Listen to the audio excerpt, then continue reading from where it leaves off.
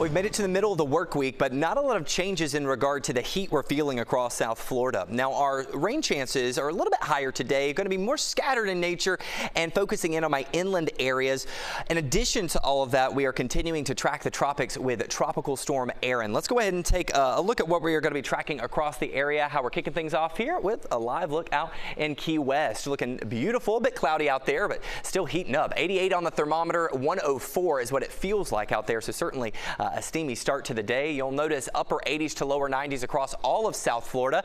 And while it was a quiet morning, we are already picking up on a few isolated showers. This one particularly right here, just north of Davie, has been growing in size just over the past 5 minutes. Now we're going to see isolated showers like this continue through the next couple of hours and then grow more scattered in nature as we head into the afternoon. Take a look on the rain tracker here. About a 30 to 40% chance for showers and storms developing just west of the coastline.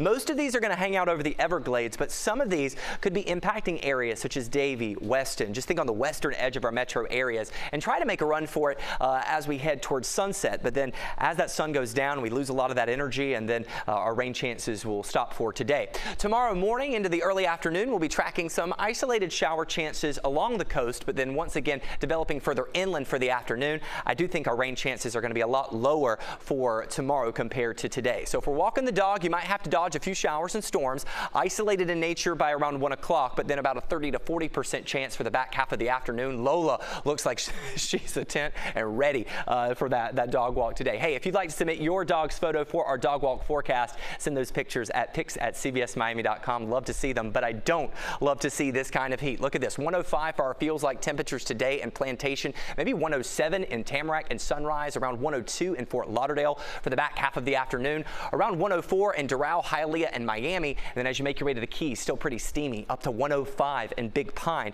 still staying just below heat advisory criteria. Let's get you the latest on the tropics. As I mentioned, we are continuing to track Tropical Storm Erin with the latest forecast cone continuing to move it west at 17 miles per hour.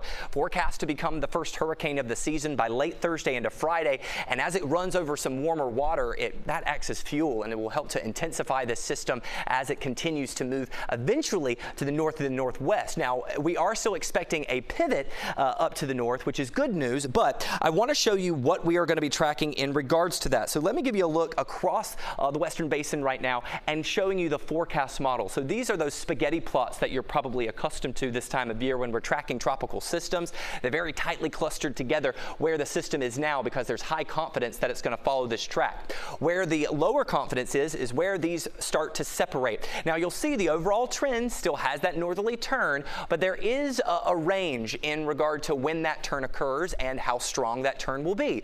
Let me show you why that is. Okay, so after 5 to 7 days, forecast models are highly inaccurate compared to what we can expect for the next couple of days. Well, this area of high pressure that's steering it to the south right now, it's eventually going to split, and then Erin is going to take a track in between the two. Now, the European model expects the high pressure system out in the Atlantic to push it a little bit further to the west. The GFS model keeps the area of high pressure a little bit further out to sea. So still very far out. We'll continue to monitor all updates, but as we bring things back here to South Florida, you'll notice highs in the lower 90s each afternoon with some isolated to lightly scattered storm chances each day.